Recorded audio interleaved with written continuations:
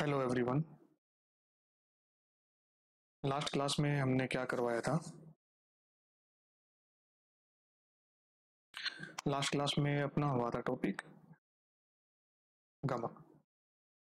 ठीक है।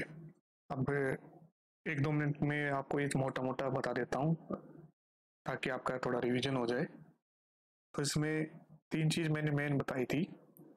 कौन कौन सी थी? एक तो दक्षिण संगीत की गमक बताई थी। ठीक है, क्या नाम था इनका? 10 विध गमक, 10 विधि या 10 विधि गमक।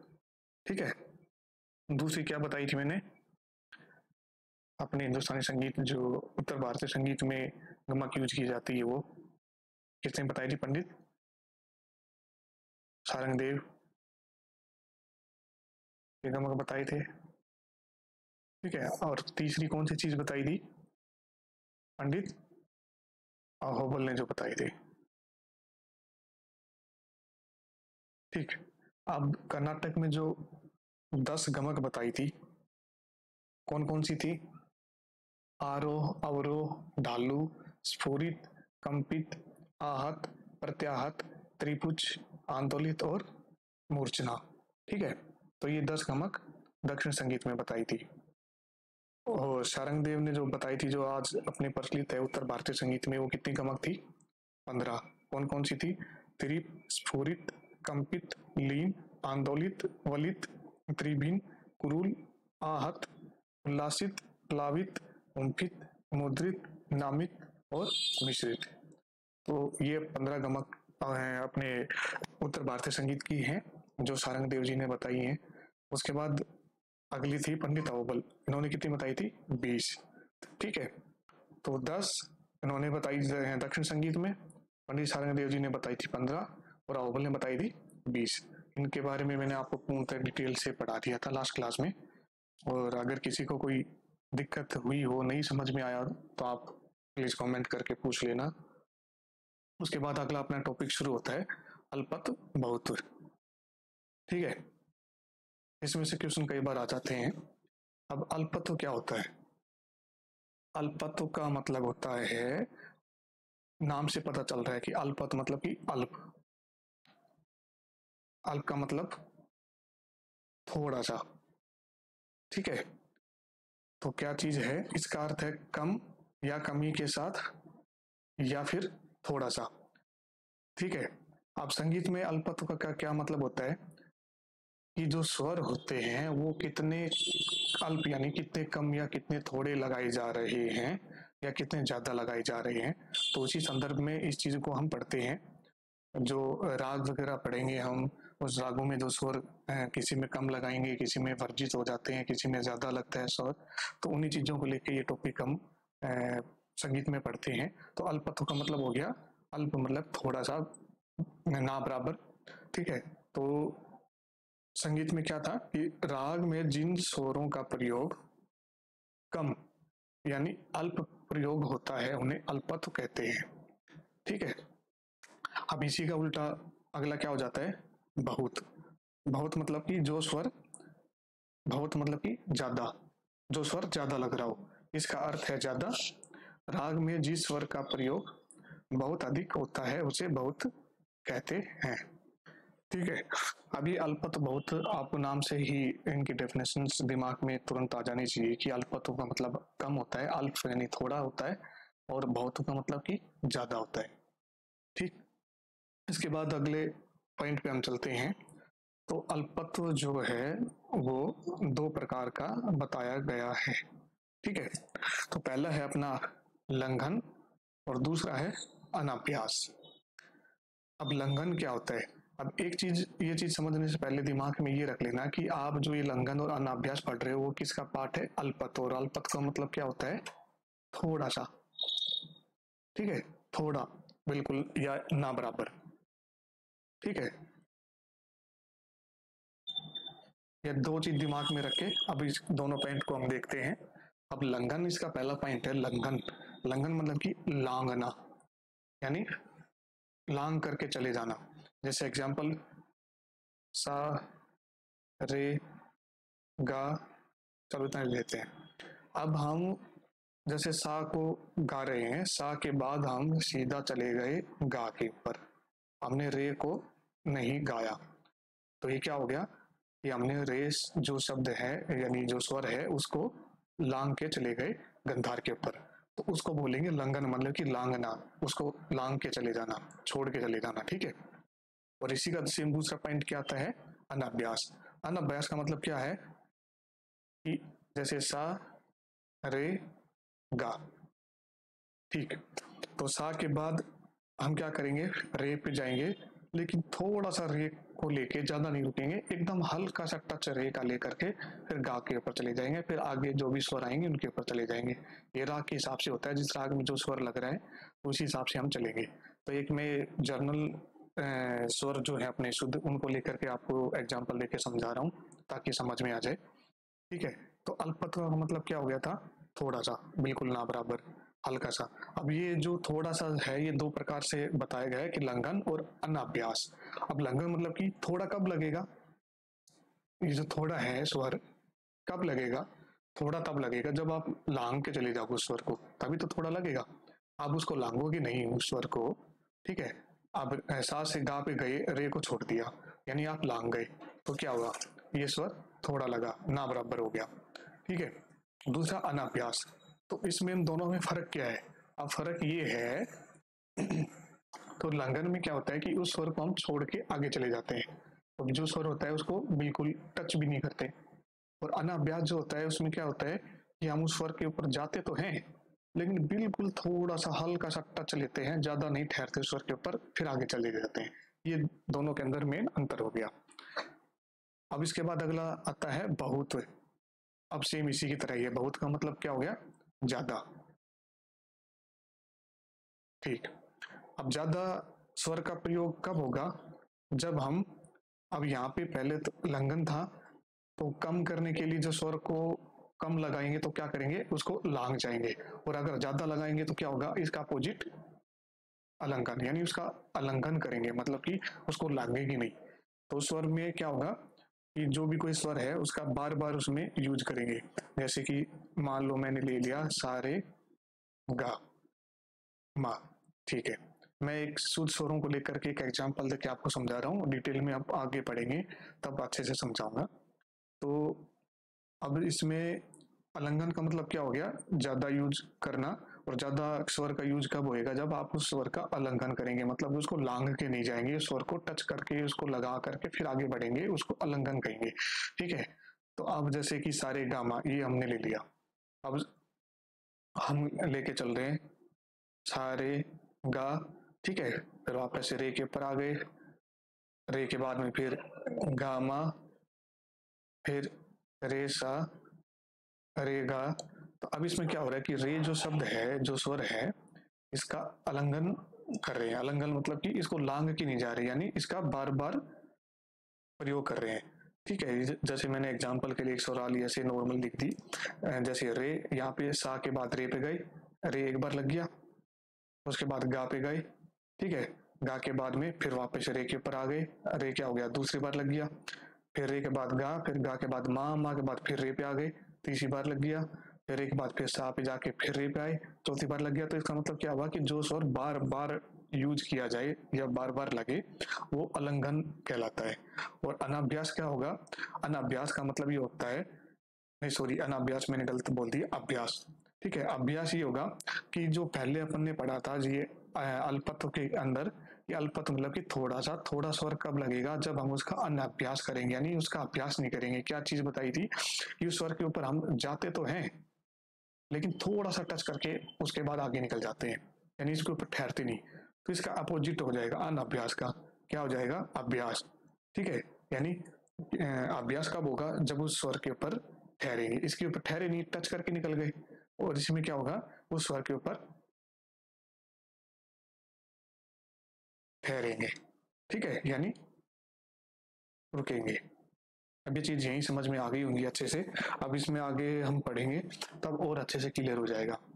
तो ये आज की वीडियो ज्यादा लंबी नहीं बनने वाली, छोटी बनेगी, तो मैं कोशिश कर रहा हूँ कि कम समय में आपका ये टॉपिक जल्दी से जल्दी अच्छे तरीके से कवर करवा पाऊँ।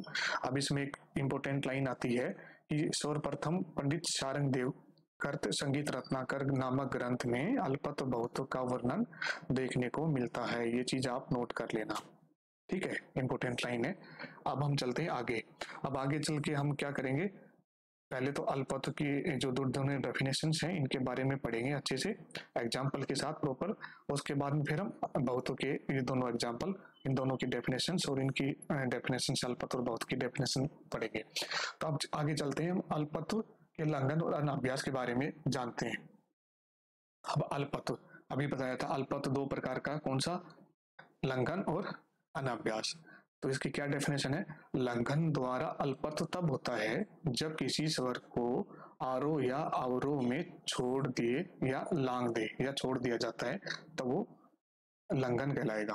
ठीक है, लंघन मतलब कि लांग के जाना। मैंने बताया था ना कि बीच में कोई स्वर है उसको छोड़ के आगे चले गए बिना लगाए हुए। कैसे, अब इसमें एग्जाम्पल मैं आपको अगर दूं तो होगा जैसे कि शुद्ध कल्याण राग को हम ले लेते हैं। तो शुद्ध कल्याण राग में क्या होता है कि जो निषाद स्वर जो होता है ना वो क्या होता है, अल्पत्व होता है, उसका अल्प प्रयोग होता है। तो अल्पत्व में क्या होगा कि निषाद जो है उसको लांग के चले जाएंगे, ठीक है, लंघन जो है। तो उसमें शुद्ध कल्याण के स्वर आप लोगों को पता हो, नहीं तो मैं आपको बता देता हूँ। जैसे सिंपल में शुद्ध शुद्ध कल्याण, ठीक है, क्या स्वर हो गई, इसमें आरो अवरो लिख देता हूँ, सा रे गा पा धा और सा, ठीक है। अवरो क्या हो जाएगा,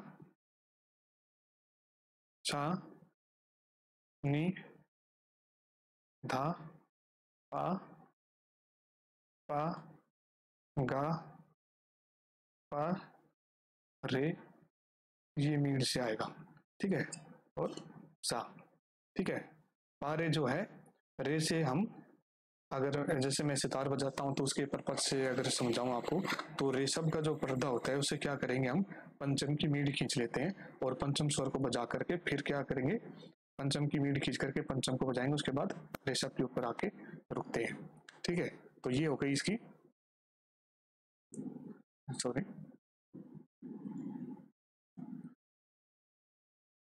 एक मिनट,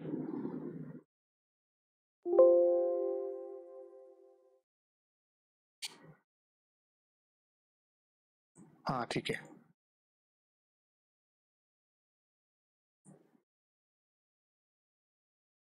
तो शुद्ध कल्याण के आरोह अवरोह ये हो गए।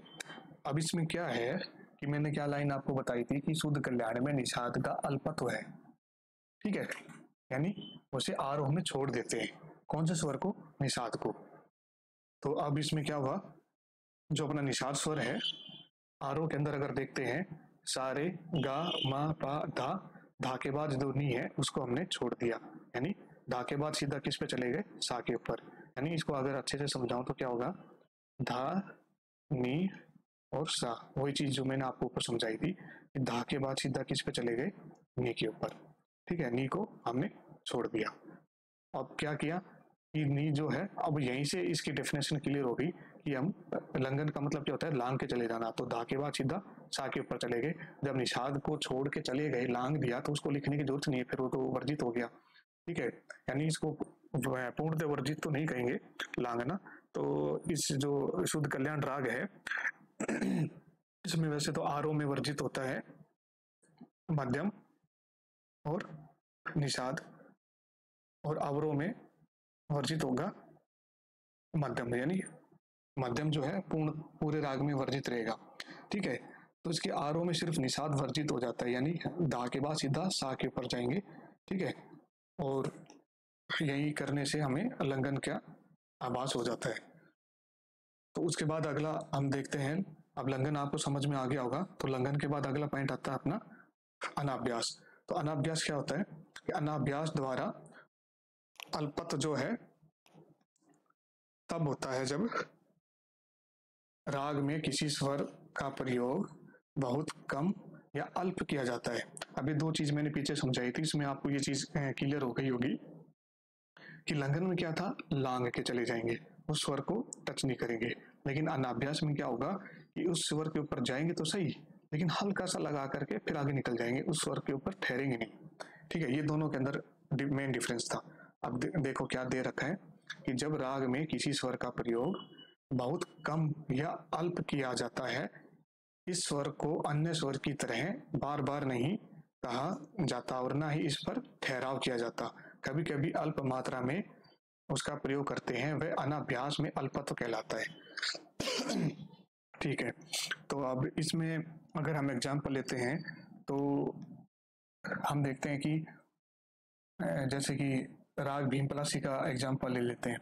तो राग भीमपलासी में क्या होता है कि उसमें दैवत जो स्वर है उसका अनाभ्यास करते हैं। ठीक है, अनाभ्यास तो कैसे, भीमपलासी के स्वर क्या हो गए, इसका स्वर हो गए, जिसमें आरो अवरो लिख देता हूं, नी कोमल रहेगा, नी सा गा मा पा नी सा। ठीक है, अवरो क्या हो जाएगा, सा नी धा पा मा पा गा मा गा, दोनों कोमल गंधार के बीच में मध्यम रहेगा, और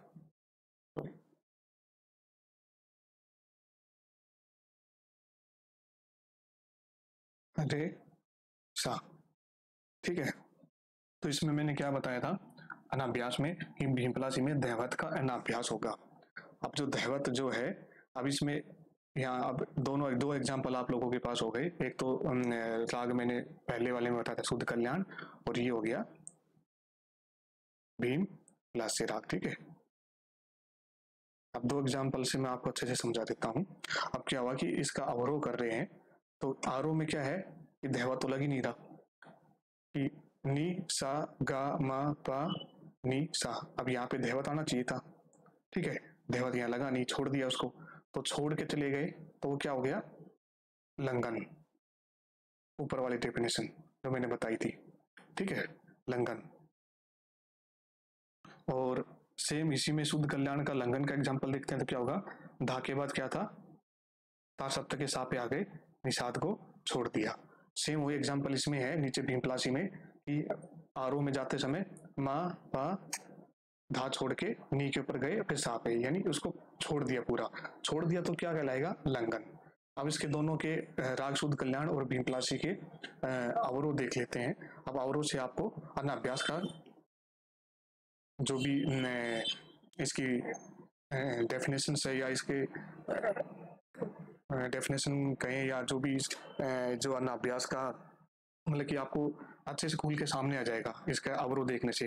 तो अनाभ्यास में हमने क्या बताया था कि लंघन में तो छोड़ के चले गए, नहीं उसको टच किया स्वर को, और अनाभ्यास में जाएंगे लेकिन हल्का सा उसका यूज करके फिर आगे चले जाएंगे। तो अब इसका एग्जाम्पल देख लेते हैं पहले शुद्ध कल्याण में। तो इसमें क्या, शुद्ध कल्याण में क्या हो रहा था कि आरोह में निषाद को छोड़ गए, लेकिन अवरोह में जब आए, जब निषाद को लगाया, ठहरे नहीं, हल्का सा लगाया, उसके बाद आगे चले गए, धा के ऊपर आए, धा के बाद पा पे, फिर उसके बाद गा, और अपन नीचे चले गए। सेम इसी तरह भीमपलासी का जो अगर अवरोह का एग्जाम्पल देखते हैं, तो इसमें क्या था, इसमें जो दैवत स्वर है उसको यहाँ से बिल्कुल हटा दिया गया था, उसके ऊपर नहीं रुके। और इसका अवरोह अगर करेंगे तो क्या होगा, सा के बाद नी, नी के बाद क्या था, कोमल नहीं, शुद्ध धा। ठीक है, हल्का सा धा लगा, उसके बाद फिर धा के बाद पा मा, और ऐसे करके हम आ गए नीचे। तो अब दोनों चीजें आपको अच्छे से समझ में आ गई होगी। अब मोटी मोटी मेन चीज जो मैं आपको बता देता हूँ यही थी कि लंघन के अंदर क्या होगा, पूरा छोड़ के चले जाएंगे, स्वर को टच नहीं करेंगे, और अनाभ्यास जाएंगे, टच करेंगे हल्का सा स्वर, फिर आगे चले जाएंगे। ठीक, उसके बाद में अल्पत्व की चीजें आपको अच्छे से क्लियर हो गई होगी। अब उसके बाद में जो बहुत के बारे में दो चीज पढ़ी थी अपन ने, अलंघन और अनाभ्यास। अब इन दो चीजों को और देख लेते हैं कि क्या होती है। अब बहुत देख लिया था, दो प्रकार के थे, अलंघन और अभ्यास। अब बहुत का मतलब क्या आता था, ज्यादा लगना, यानी स्वर का ज्यादा लगना। ठीक है, स्वर का ज्यादा कब लगेगा, जब आप किसी स्वर का उल्लंघन करेंगे। ठीक है, उल्लंघन का मतलब उसको छोड़ के नहीं जाओगे, उसके ऊपर जाओगे, उसको स्वर को लगा करके फिर आगे जाओगे। अगर उल्लंघन कर दिया तो उल्लंघन का मतलब क्या हो गया, लांग के जाना। ठीक है, उसको बिना स्पर्श किए, टच किए स्वर को आगे निकल गए, तो उल्लंघन। और इसका अपोजिट उल्लंघन का क्या हो गया, उल्लंघन, यानी उसको आप लांग के नहीं जा सकते। जब आप उस स्वर को लांग के नहीं जाओगे तो इसका मतलब क्या हुआ कि ऑब्वियसली सी बात है कि वो जो स्वर है तो वो बहुत की कैटेगरी में आएगा, बहुत मतलब कि ज्यादा तो लगेगा ही। ठीक है, तो इसकी डेफिनेशन क्या दी गई है, जब कोई स्वर जो राग में बार बार प्रयोग होता हो या किया जाए उस पर अधिक न रुका जाए, ऐसे स्वर के कारण उल्लंघन बहुत होता है। ठीक है, तो अब इसका एग्जाम्पल हम देखते हैं कि इसमें हम राग ले लेते हैं जैसे कि यमन। ठीक है, अब यमन राग जो है उसमें क्या होता है कि राग यमन में तीव्र मध्यम जो है उसका बहुत होता है, यानी उसमें तीव्र मध्यम का बार बार प्रयोग होता है। ठीक, तो जैसे कि इसका मैं एग्जांपल राग यमन, तो इसकी एक पकड़ है, मैं लिख देता हूँ, जिसमें तीव्र मध्यम का कैसे प्रयोग हो रहा है बार बार में। जैसे पा, तीव्र मा, गा, मा,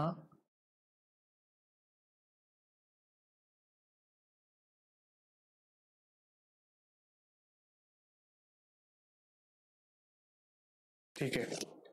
अब मैंने चीज बताई थी एक पीछे उल्लंघन के बारे में, कि इसमें क्या होता है कि स्वर के ऊपर जाएंगे और बार बार उसके ऊपर जा करके उसको स्वर को यूज करके फिर आगे निकल जाएंगे, बार बार उस स्वर का प्रयोग करेंगे, यूज मतलब उसका बार बार प्रयोग करके जाएंगे। कैसे, अब मैंने पीछे मैं वापस से करके बता देता हूँ ताकि आपको समझ में आ जाए। अब उल्लंघन का जो एग्जांपल मैंने दिया था सारे गामा, इसमें क्या था, अरे कितनी बार आ रहा था, 2 3 4 कितनी बार ये आ रहा है, सेम उसी को अब हम राग के हिसाब से अगर डाल के देखते हैं तो वही चीज आ गई। ठीक है, तो इसमें क्या होगा, राग यमन जब हम गाते हैं तो पंचम से तीव्र मध्यम लग गया, गंधार पे गए, फिर तीव्र मध्यम पे आए, फिर पंचम, फिर दैवत, उसके बाद फिर तीव्र मध्यम पे आए, तो क्या तीव्र मध्यम एक बार लग गया, 2 बार लग गया, तीसरी बार लग गया, फिर पंचम के बाद फिर तीव्र मध्यम पे लग गए। ठीक है, फिर गा। ठीक है, कितनी बार स्वर लग रहा है ये, तो बार बार स्वर को लगा के जाना। ठीक है, तो वो क्या कहलाएगा, अलंकन। और इसका अपोजिट अब क्या हो जाता है, सॉरी, अलंघन का अपोजिट नहीं, अनाभ्यास का अपोजिट हो जाता है अभ्यास। अब अनाभ्यास क्या था कि जब आप अनाभ्यास करोगे उस स्वर को बस हल्का सा टच करके निकल जाओगे तो क्या होगा, अनाभ्यास होगा। लेकिन उसको अगर बार बार स्वर के ऊपर आके ठहरोगे तो क्या होगा, अभ्यास। अनाभ्यास का उल्टा अभ्यास हो जाता है। क्या है इसका अर्थ, उस स्वर पर ठहराव से होता है जो स्वर राग में बार बार प्रयोग हो और उस स्वर पर ठहराव करके गाया जाए। ठीक, अब क्या हो गया कि इसका एग्जाम्पल हम कोई और राग ले लेते हैं, इसमें हम लेते हैं बागेश्वरी ले लेते हैं, चलो। ठीक है, अब बागेश्वरी राग, अब बागेश्वरी में क्या है कि इसका एग्जाम्पल मैं ले लेता हूँ, गा,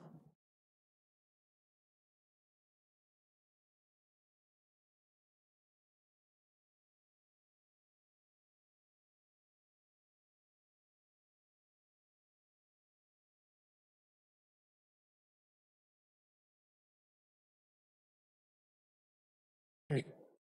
अब क्या है, गा के बाद गा मा धा, धा के बाद ये अवरय है, एक अवरय, 2 अवरय, 3 अवरय। 3 अवरय का मतलब ये होता है कि जितने समय में ये धा अपन ने गाया है उतने समय में यहाँ रुकना है, उतना समय यहाँ रुकना है, उतना समय यहाँ रुकना है। ठीक है, अवरय का मतलब क्या होता है कि धा को, धा के ऊपर हम कितनी देर तक ठहरे, ये चीज यहाँ से पता चल रही है।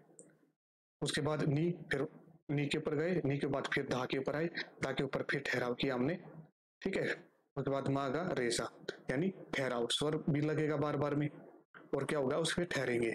इसका अपोजिट अभ्यास के अपोजिट जो उल्लंघन था, इसमें दोनों में एक मेन फर्क क्या था कि स्वर इसमें भी बार बार लग रहे हैं। ठीक है, माँ 4 बार लग लिया जैसे एग्जांपल के तौर पे हमने देखा, अब यहाँ पे धा भी जैसे लग रहा है बार बार। तो इन दोनों में फर्क क्या था कि ये जो ऊपर वाला राग यमन का अगर एग्जांपल में देखते हैं तो जो तीव्र मध्यम था, इसके ऊपर हम जाएंगे, इसको लगाएंगे और चले जाएंगे और इस स्वर के ऊपर ठहरेंगे नहीं। ठीक है, क्यों नहीं ठहरेंगे?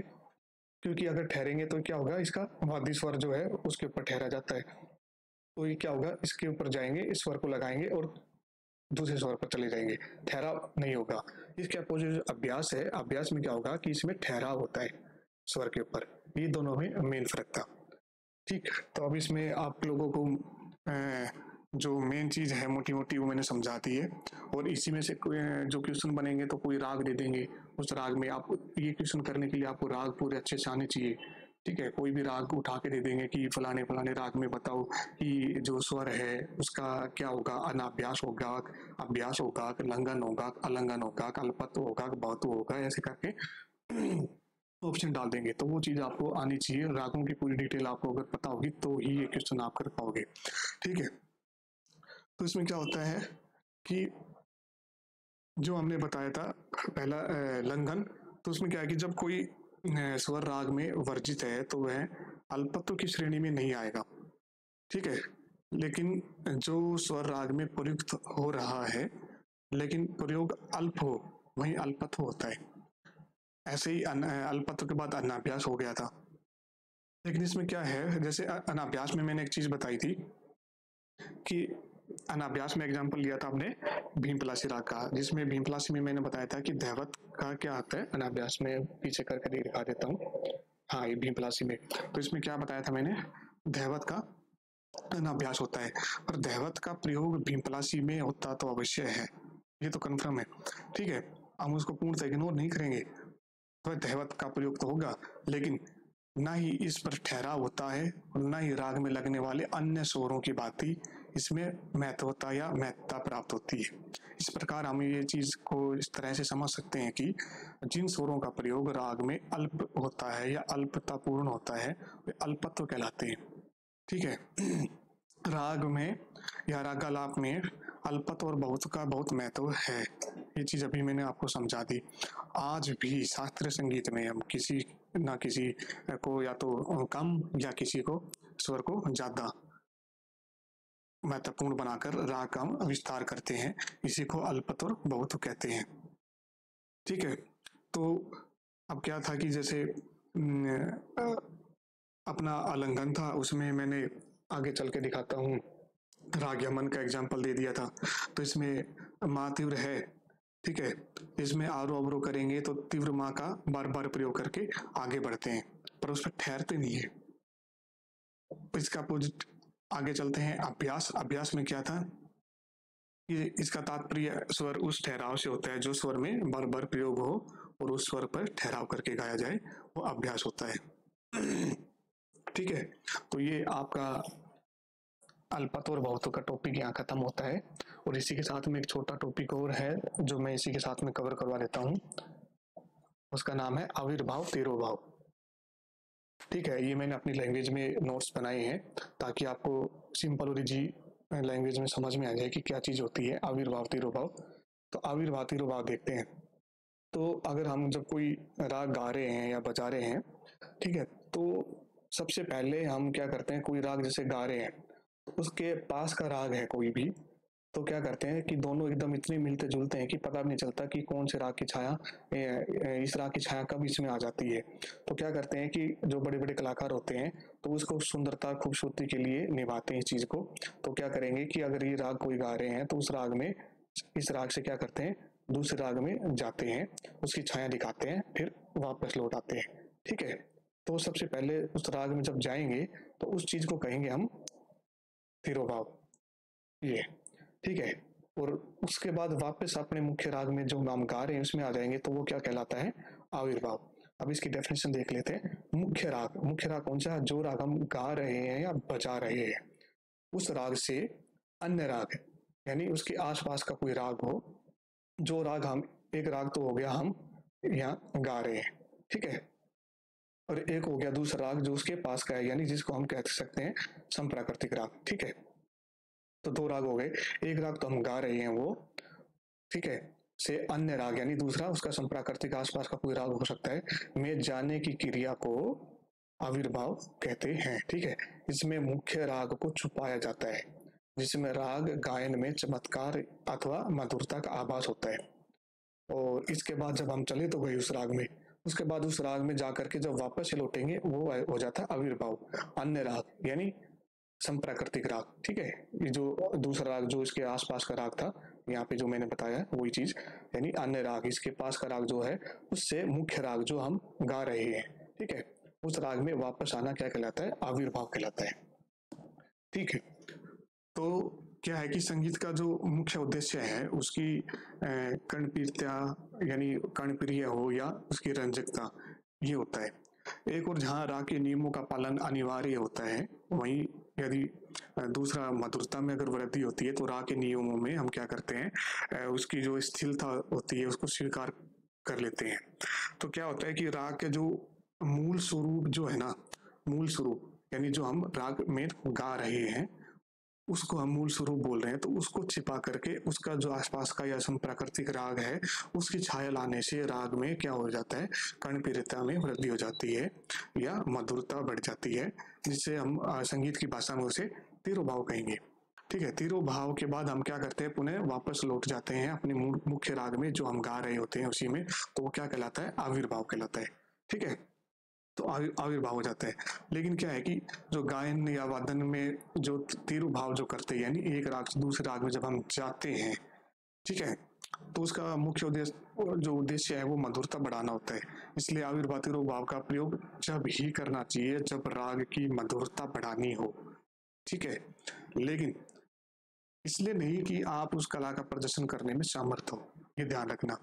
अब तिरोभाव जो करते हैं यानी एक राग से जब दूसरे राग में चले गए उसकी छाया दिखाई, ये सब चीज मैं आपको अभी एग्जांपल से बताऊंगा करके कि कैसे होता है। लेकिन उससे पहले क्या है कि जब हम तिरोभाव करते हैं तो तिरोभाव कम से कम समय के लिए किया जाना चाहिए, ताकि मूल राग के जो है अपना मुख्य राग जो गा रहे हैं उसका स्वरूप ना बिगड़े या उसको हानि ना पहुंचे। ठीक। अब इसका एग्जाम्पल से मैं अच्छे से आपको क्लियर कर देता हूँ कि आविर्भाव तिरोभाव कैसे करते हैं। तो मैं एक एग्जांपल ले लेता हूँ, मान लो यहाँ पे कोई राग है आसपास का, जैसे मैं ले लेता हूँ हाँ, मुल्तानी, और इसके पास का राग है कौन सा, तोड़ी। ये दो राग हो गए। अब क्या है कि ये हो गया मुख्य राग। मुख्य राग का मतलब जो हम गा रहे हैं या बजा रहे हैं, ठीक है। तो उसके बाद क्या करेंगे, हम उसका तिरोभाव करेंगे, यानी उस राग से दूसरे राग में जाएंगे और तिरोभाव करके फिर क्या करेंगे, वापस आएंगे, आविर्भाव करेंगे। ठीक है। अब मुख्य राग जब हम गा रहे हैं, जैसे हम गा रहे हैं इसके मुख्य राग हमारा हो जाता है मुल्तानी तोड़ी का, अगर एग्जांपल लेके चलते हैं तो गामा पा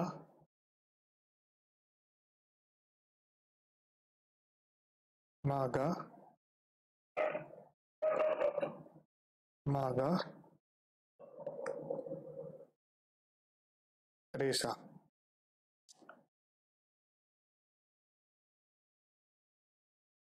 गामा पा। ठीक है। अब मैं इसका भी एक तरह एग्जांपल मैं लिख देता हूँ फिर आपको समझाता हूँ।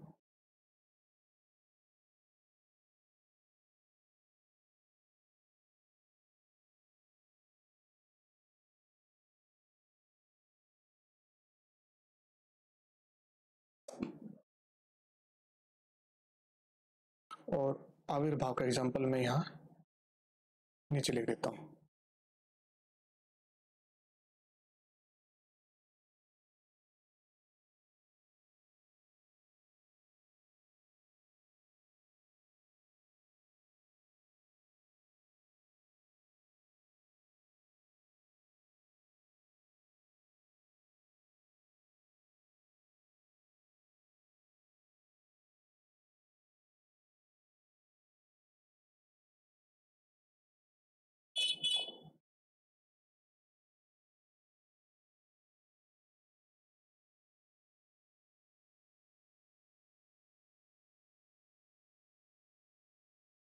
ठीक है।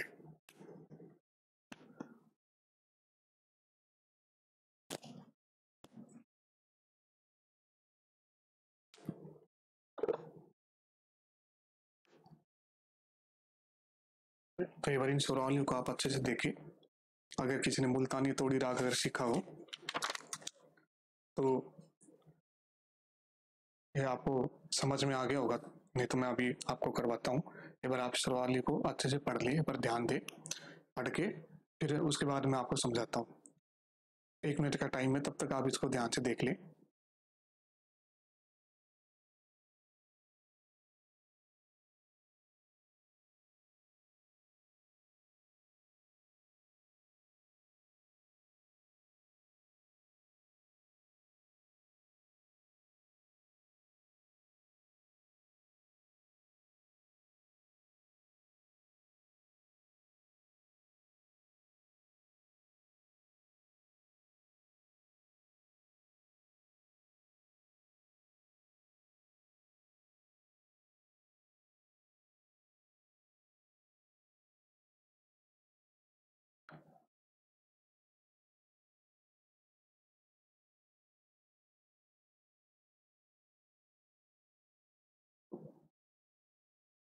ठीक है, अब हम चलते हैं आगे।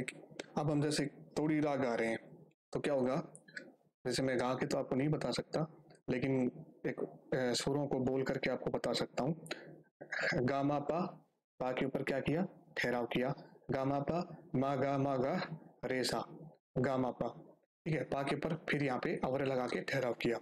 अब ये हम मुख्य राग हमने गाया। अब उसके बाद अगर दूसरा राग कौन सा आ गया, तोड़ी का मुल्तानी है, तो उस राग की अगर हमें जैसे छाया दिखानी है तो क्या करेंगे, तो ये मैं एक बार आपको बता देता हूँ। वापस ये इस तरह गा करके, गा पा मा गा रे सा, गा पा, यहाँ पा के बाद में सीधा यहाँ पे आ गया, पा मा गा रे, रे के ऊपर ठहरे और सा। अब आपको एक चीज यहाँ पे समझ में आई होगी कि जो हम मुख्य राग जो गा रहे थे उसमें क्या था तोड़ी में, कि जो रे है उसको लगा करके और तुरंत सा के ऊपर आ गए, यानी इसके ऊपर ठहरे नहीं। इसके अपोजिट अगर हम दूसरा राग इसके पास का अगर गाया मुल्तानी तोड़ी का, तो क्या हुआ कि इसमें रे के ऊपर पहुंच के थोड़ा ठहराव किया। बस इसी ठहराव से क्या हो गया कि जो राग है इस राग से अलग हो गया। ठीक है, यानी इस एक राग जो है मुल्तानी तोड़ी के अंदर प्रवेश कर गया। ठीक है, तो ये बस यहीं से क्या होता है कि इसको कहेंगे हम तिरोभाव, यानी इस राग से दूसरे राग में चले गए सिर्फ एक छोटी सी चीज की वजह से। यहाँ पे रे के ऊपर जो है हम इतना रुके नहीं, रे लगा करके सीधा सा पे आ गए, और इसमें क्या किया, रे के ऊपर न्यास किया और उसके बाद सा पे आए। बस इसी छोटी सी चीज की वजह से क्या होता है, ये दोनों राग अलग हो गए। तो ये क्या हुआ कि इतना करने के ऊपर बाद में क्या होता है कि ये दूसरे राग में प्रवेश कर गया। दूसरे राग में प्रवेश करने को क्या कहेंगे, तिरोभाव। ठीक है, अब तिरोभाव करके ये सब चीज क्यों करते हैं, सुंदरता के लिए। अब तिरोभाव की उसके बाद ये सब करके क्या करेंगे, हम वापस से मुख्य राग पर लौटेंगे, अपने मुख्य राग पर लौटेंगे, क्या कहते हैं, आविर्भाव। तो क्या करेंगे कि यहाँ पे जैसे पंचम हमने गाया, पा मा गा रे रे, रे के ऊपर ठहराव दिया अपन ने, सा के बाद यहाँ पे आ जाते हैं, नी सा गा, माँ का कान लेके या मीड लेके पा के ऊपर ठहराव दिया, पा गा मा पा, नी के ऊपर ठहराव देके धा पा मा गा मा गा रे सा, यानी रुके नहीं, रे को लगा के तुरंत सा के ऊपर आ गए। तब क्या हुआ कि हम मूल राग में वापस आ गए। ठीक है, तो ये आपका था आविर्भाव तिरोभाव का एग्जाम्पल। आई होप आपको अब अच्छे से समझ में आ गया होगा। तो आज की क्लास यहीं समाप्त होती है।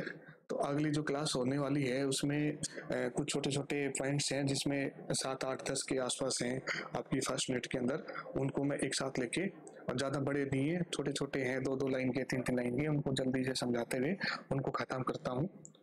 और अब तक जितना हो चुका है आप उनको अच्छे से देखें, पढ़ें, समझें, और अगर कोई प्रॉब्लम आती है, नहीं समझ में आता है, तो आप लोग बताइए, मैं आपकी हेल्प करता हूँ, या आप मेरे को मैसेज या कमेंट करके पूछ सकते हैं। तो मेरे ख्याल से अभी तक जो पढ़ाया होगा आपको अच्छे से मैंने समझाने की कोशिश करी है और अच्छे से आ भी गया होगा, लेकिन फिर भी अगर कोई डाउट रहता है तो आप प्लीज़ कमेंट करके बताना। Okay, thanks.